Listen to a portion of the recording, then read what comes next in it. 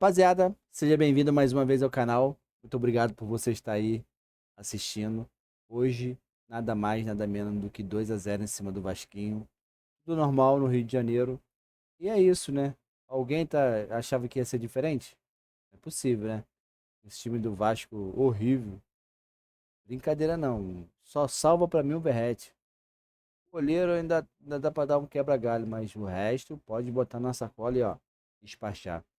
Vamos ver o que o troca de passe fala a respeito como foi o jogo e eles dizem lá que o Flamengo amassou, foi totalmente superior. Olha só o que os comentaristas falam. Tem coisas a mais que vocês vão ficar surpresos. Beleza? Vamos pro vídeo, mas antes de mais nada, eu peço que vocês se inscrevem no canal, deixa o seu joinha, compartilha, comenta lá. E isso faz com que o vídeo nosso chegue até mais pessoas, né? E se você não for inscrito, por favor, se inscreve lá, porque 93% não são inscritos. Ajuda o canal aí, beleza? Bora pro vídeo. Vou deixar o link na descrição, tá? Sport TV, link da descrição. Ótimo, Luiz. Boa noite, Brasil. Bem-vindos à Troca de Passes. E já que todo mundo aí curtiu a entrevista do Wesley, a gente também, eu vou olhar para um lado e tocar aqui para Carlos Eduardo Mansur. Boa noite, Mansur. Bem-vindo à Troca de Passes, beleza? Tudo bem? Boa noite, Rizek, Conrado, todo mundo que assiste o Troca. Acho que a gente teve um jogo que teve 3 pedaços bem diferentes, né? O primeiro tempo é um domínio absoluto do Flamengo. Tudo que o Carille pensou acabou não funcionando, pareceu uma estratégia até muito pobre. Eu até acho que pode ter tido um sentido no que ele pensou, mas no campo não aconteceu. O segundo tempo mostra que o Vasco poderia ter proposto um jogo ao Flamengo um pouco diferente, um pouco mais parelho. Não dá para exigir hoje que o Vasco entre em campo e faça um jogo de igual para igual com o Flamengo sempre, porque a realidade dos clubes é muito diferente e o bastidor acaba se refletindo no campo em muitos dos jogos. É evidente que o campo, por vezes, contraria o que é os gabinetes do futebol. Mas é normal nesse momento que o Flamengo viva um período, uma época de grande superioridade sobre o Vasco. Agora, o segundo tempo mostrou que dava para propor um tipo de jogo um pouco mais parelho, diferente do que a gente viu no segundo tempo, até o Felipe Luiz fazer intervenções. Acho que foi um jogo, inclusive, do ponto de vista tático, muito rico, porque mostra o que os times têm, o que falta ao Vasco, que é muito claro, o que o Flamengo tem nesse momento de superioridade, mas também mostra algumas questões com que o Flamengo vai ter que lidar na temporada. Acho que também tem alertas que estão ligados no Flamengo, pensando nas etapas mais duras do ano que ainda estão por vir. Conrado Santana, boa noite, bem-vindo ao Troca. Fala, Rizek, boa noite para você, Mansur, todo mundo com a gente. Superioridade muito grande do Flamengo, né? Claro que o que aconteceu no primeiro tempo chega até a ser um pouco exagerado, né? Não deveria ser tanto. Mas você vê durante o jogo todo, mesmo no segundo tempo, o Vasco melhora, finaliza na trave ali com o Verratti. Você vê, olha, poderia jogar um pouco melhor como está fazendo agora, mas aí vem, ó, a gente está vendo jogadores que entraram no segundo tempo, né? O Cebolinha que fez o gol, o Felipe Luiz mexe, né? Tem muito mais banco, mesmo ainda com alguns jogadores suspensos. O Gerson não jogou hoje, cara. Pensa no domínio que o Flamengo teve no primeiro tempo, foi sem Gerson, por exemplo. E aí fica com a bola muito tempo até conseguir fazer o seu gol. Então essa, acho que é a palavra que o Mansur usou, é a realidade dos times hoje. Mas claro, o Vasco precisa melhorar e precisa criar, assim, além das contratações, né, eu acho que com o elenco que tem que ter mais velocidade. Senão não tem como você jogar com Coutinho, jogar com Verratti, sem ter os caras passando com velocidade, né? Eu acho que o Vasco precisa pensar nisso urgentemente, indo ao mercado ou mesmo utilizando o que tem dentro do elenco. Vasco não ganha do Flamengo desde 2023, são 6 derrotas, 2 empates. E como analisar esse clássico sem fugir do clichê do abismo econômico, do abismo técnico, da diferença abissal dos elencos, né? Você bate o olho nos times e fala, é muito diferente. Dá para fugir desse clichê na hora de analisar um Flamengo e Vasco? Bem-vindos ao Troca de Passes, Luiz Carlos Júnior. Fala, Risa! Quanto tempo eu não falo com você ao vivo, hein? Você gostou da olhadinha aqui que a gente deu, aqui que nem o Wesley? Você gostou? Olhando para um lado, tocando para você. Gostei. Talento puro, né? Tá bom. Vem aí o Troca de Passes no talento de André Rizek. Aí dá aquela viradinha de lado bacana. Curtimos. Mas dá para fugir desse clichê? Luiz, Lédio, Paulo, assim, você olha os times, você vê o retrospecto, o tempo que o Vasco leva sem ganhar do rival, o que foi o jogo de hoje, o que tem sido os últimos jogos. Dá para analisar esse clássico sem fugir da obviedade que é a diferença abissal dos elencos e não é de hoje isso? Eu acho que não. E completando o seu raciocínio, talvez isso corrobore o que nós vimos no primeiro tempo. Um Vasco muito acuado, muito preocupado. Um Vasco que, um clube de enorme tradição, de uma camisa gigante, de uma torcida apaixonada. Um Vasco que foi pequeno no primeiro tempo, não, Lédio? Boa noite, amigos. Foi pequeno. Foi uma atuação constrangedora do Vasco. Foi humilhante. Mas respondendo ao Rizek, não dá para fugir esse clichê, Rizek. Nos últimos 21 jogos clássicos, o Vasco ganhou 2 do Flamengo. 2. Então, isso explica muita coisa. E quando você termina o clássico, como esse aqui de hoje, no Maracanã, com quase 45 mil pagantes, que foi até um público surpreendente, que a venda antecipada estava com menos de 30 mil torcedores. E vocês têm a sensação que você já sabia o que ia acontecer. Né? O que é mais... A surpresa foi o segundo tempo do Vasco. A surpresa foi o Vasco ter melhorado no segundo tempo, porque o amasso que o Flamengo deu no primeiro tempo e, no final das contas, a vitória do Flamengo é algo absolutamente normal hoje em dia nos clássicos entre Flamengo e Vasco. Em 2023, o Flamengo fez 4-0 no Vasco no primeiro tempo, num clássico, quarta-feira à noite. Olha que ele é vascaíno, hein? Ano passado, o Flamengo fez 6-1 no Vasco. Esse ano, o Vasco, no primeiro clássico, ele competiu só no segundo tempo. E assim mesmo durante 15 minutos. Depois o Flamengo fez as substituições e voltou a ter as rédeas e o controle do jogo. Então, respondendo a sua pergunta, Rizek, que é boa, mas ela remete muito mais à fragilidade do Vasco hoje do que o apogeu do Flamengo. O apogeu do Flamengo todo mundo já sabe. O Flamengo ganha título, tem muita força, tem banco. E o Vasco está muito longe de sequer equilibrar o clássico. Isso que é o mais angustiante para o torcedor vascaíno. Muito angustiante. Houve o impedimento do Varela, portanto, anulado. O segundo gol seria gol do Gonzalo Plata. Gol do Plata, exatamente. Paulo Nunes, estamos no Troca, Paulo. Boa noite, Luiz, Lédio, né? Boa noite a todos aí, Rizek, Conrado, o mestre Mansur. É assim, eu vejo um jogo, primeiro tempo, né? Simplesmente do Flamengo. No segundo tempo, vou falar do segundo tempo, porque aí teve jogo. O Vasco competiu mais, aí a cabeçada do Verratti. Era um momento bom do Vasco. O Vasco mudou a postura, né? Acreditou mais no jogo, começou a marcar o Flamengo à frente. O Flamengo voltou um pouco desnorteado, né? Achando que já estava garantido. Não estava. O Vasco mostrou que tinha força. Só que aí entra mais uma condição que o Flamengo tem demais. O Flamengo tem elenco e tem um treinador que entende do que ele está fazendo, né? O Vasco começou a amassar o Flamengo, né? Jogar o Flamengo para trás. O que o Felipe Luiz faz? Ele troca o Ortiz, que tem uma saída de bola muito qualificada. Ele coloca o Ala, que tem controle de jogo. O Flamengo tinha perdido o controle do jogo. O Flamengo, de novo, volta a ter o controle do jogo, volta a ter posse de bola, tira a impetuosidade do Vasco, né, que estava até os 20 minutos, e aí a qualidade técnica, a qualidade de jogadores individuais. O que está jogando o Wesley, para mim, é absurdo, né? A força, né? A coragem que ele tem, ele ataca pelo fundo, por dentro, marca. Então, assim, melhor em campo, né, Paulo? Exatamente, a diferença é gritante. Então, para mim, assim, eu acho que o Carille, vai ter muitos problemas se o Vasco não encontrar jogadores de frente, porque o Vasco não tem jogada, né? O Vasco tem uma bola longa pro Verratti segurar ela ou da casquinha. Só que da casquinha para quem? Pro Coutinho, que está no meio, para os dois jogadores que estão abertos. Vai ter que esperar a volta do Adson, vai ter que esperar a David. Coutinho ainda abaixo fisicamente. Né? Abaixo, porque tem que correr, né, Led? Aquilo que eu falei. O Flamengo tem o controle de jogo, joga para um lado, joga para o outro. O time vai se desgastando do Vasco. Então, assim, a dificuldade do Vasco só aumenta. Mas, assim, a gente tem que enaltecer o que o Isaac falou. A qualidade do Flamengo é absurda, em termos de técnica, de físico, em termos de elenco. Quando você acha que o Vasco vai colocar o time dentro do campo do Flamengo, o Flamengo vai lá, faz algumas mudanças, com um treinador que sabe o que está fazendo, muda tudo de novo. E aí, Rizek, estamos à sua inteira disposição.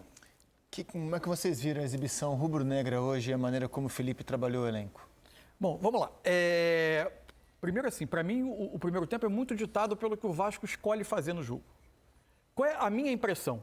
Uma das grandes fontes de geração de gol nesse Flamengo é a capacidade de pressionar a saída de bola do adversário, recuperar meio caminho do gol e com jogadores... o Flamengo hoje A tem... escolha do time titular passa por isso. Isso, exatamente. Jogadores que correm de velocidade para tentar resolver rapidamente a jogada. A minha impressão e porque isso em outros Flamengo e Vasco recentes já criou alguns problemas para o Flamengo. O cara, ele falou, em vez de enfrentar essa pressão, eu vou por cima dela.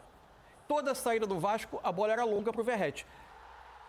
Quando você olha o jogo e o plano não funciona, fica parecendo, é um plano muito pobre.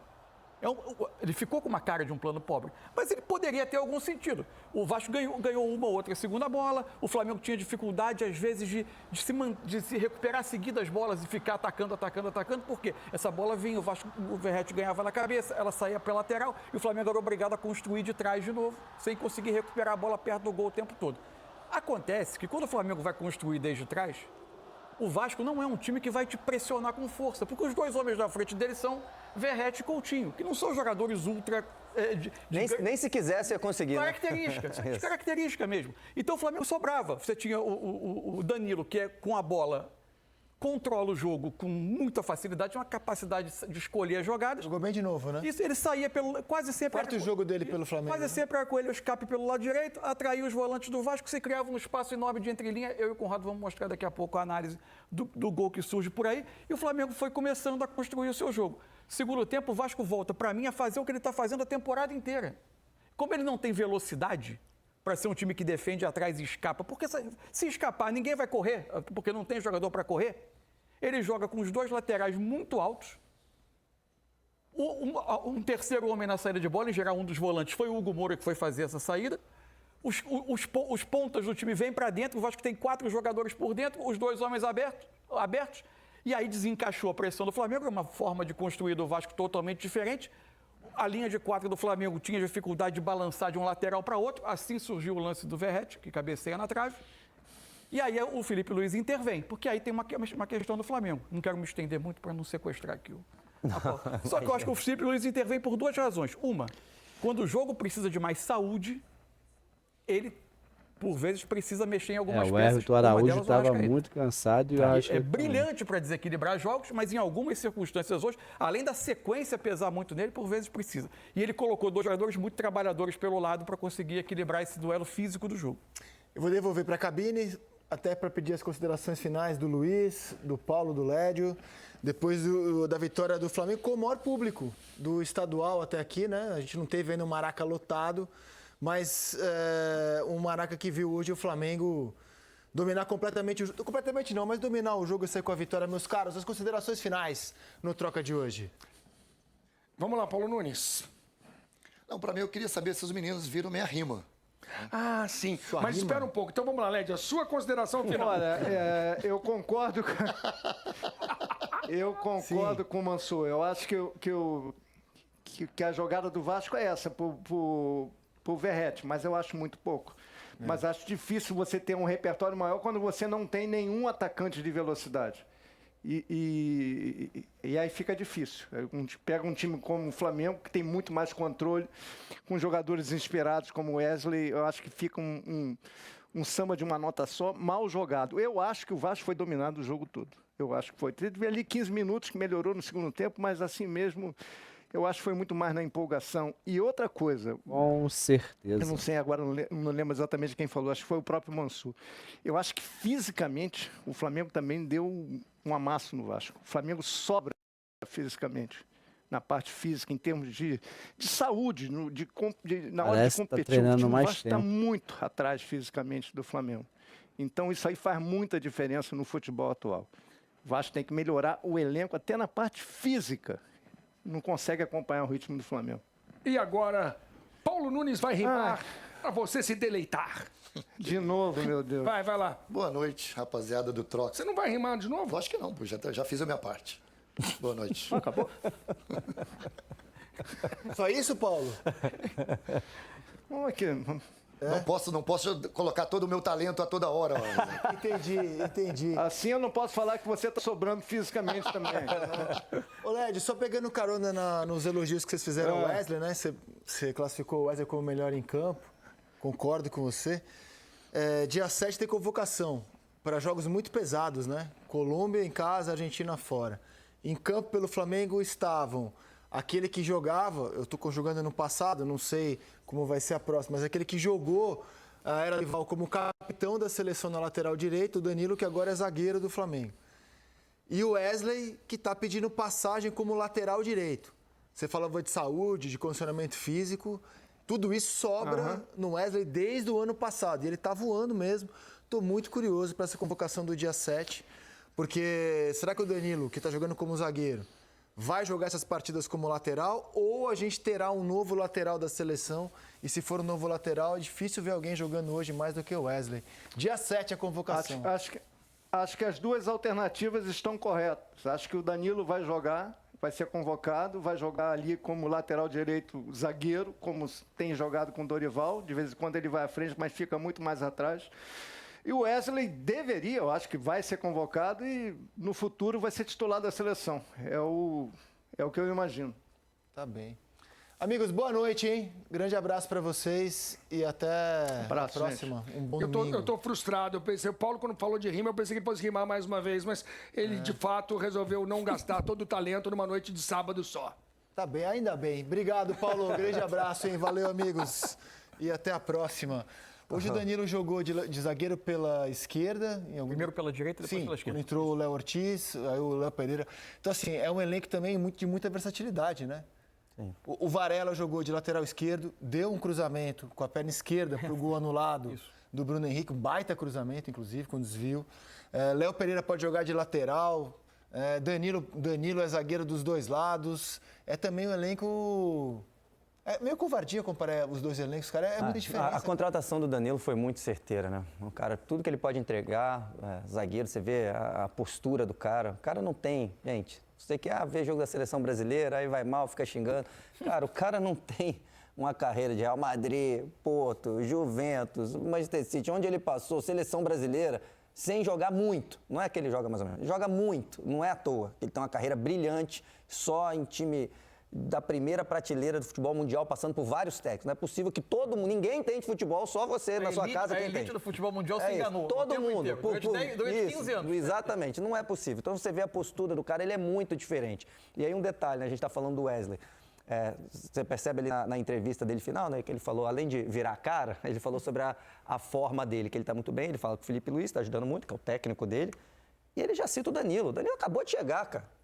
Tem jogador que chega, às vezes o cara não deu tempo nem de conversar. Você vê a influência de um cara desse tamanho. Ele já está sendo, assim, agradecido pelo Wesley numa entrevista, porque o cara entende disso. É um cara que quem está ali do lado escuta. Você vê no jogo o tempo todo, ele está aqui falando, sobe você, vem aqui. Ele fala pro Léo Ortiz, entra o Léo Ortiz no segundo tempo. O Léo Ortiz sempre é acostumado a sair com a bola. Vai que eu que estou saindo com a bola, não precisa você ter o peso o tempo todo de sair com a bola. Muita então é um cara muito grande, é uma contratação muito grande. E aí, só para completar que a gente falou da questão física, né, que você passou lá para ele também, a escolha do time titular do Felipe Luiz passa por isso, né? E esse amasso no primeiro tempo também passa por isso. Eu não sei se é para o começo de temporada ou se essa vai ser a tônica do trabalho do Felipe Luiz como técnico.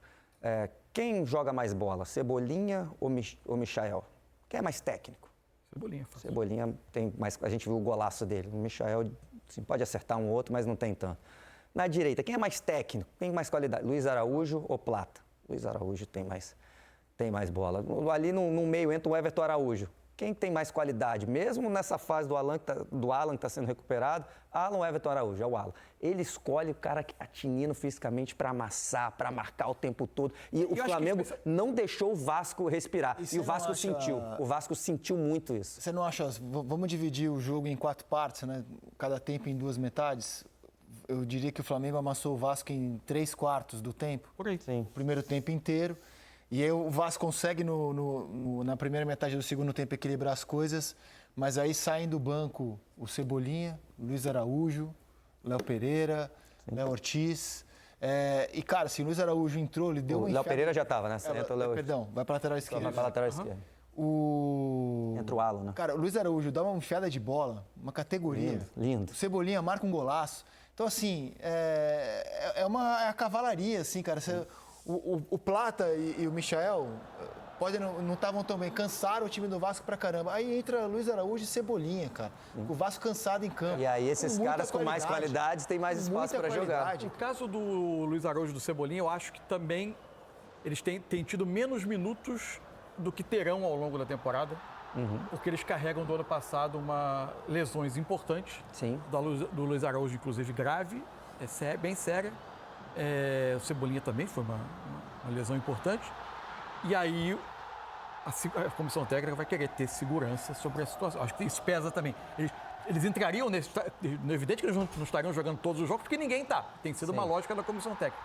mas acho que vão jogar mais. Eu só tenho uma questão, eu acho que o elenco do Flamengo é farto. Quando a gente discute aqui alguma lacuna do elenco do Flamengo, a gente fala de lacuna dentro da realidade de um elenco pronto, de um elenco que pode competir por tudo no continente, no Brasil, de altíssimo nível na realidade brasileira e da América do Sul. Agora, se você olha a quantidade, a formação do setor ofensivo do Flamengo, é uma quantidade muito grande de jogadores que preferem o lado do campo e um certo contorcionismo que o Felipe Luiz está fazendo para adaptar alguns jogadores e tentá-los fazer esse... Quais são as lacunas, na sua opinião? Fazê-los se sentir, jogadores que se sintam à vontade no centro do ataque, jogando por dentro.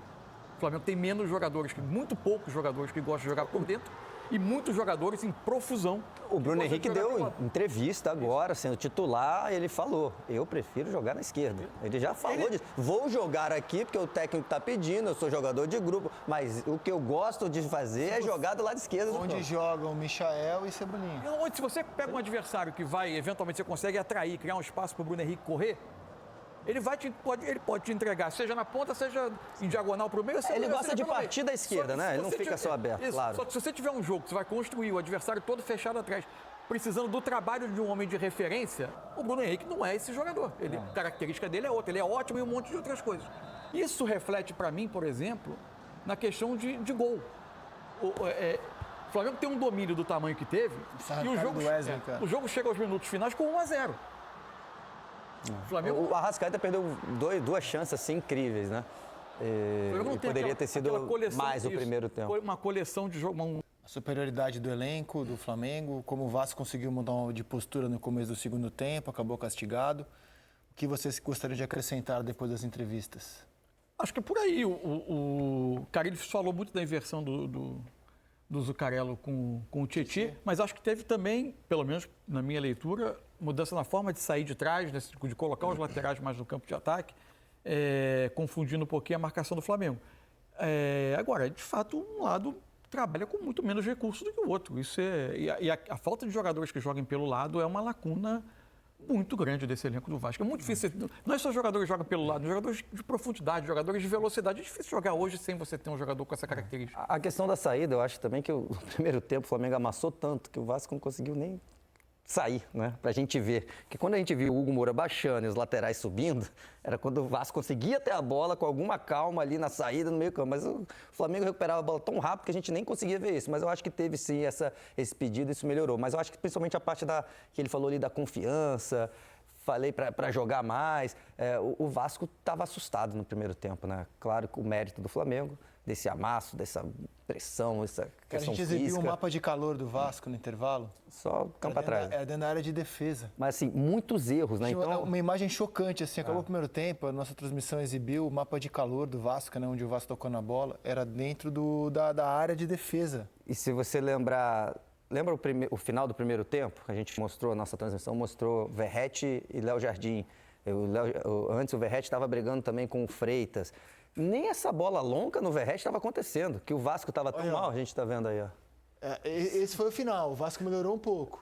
Mas olha como... isso é no final, né?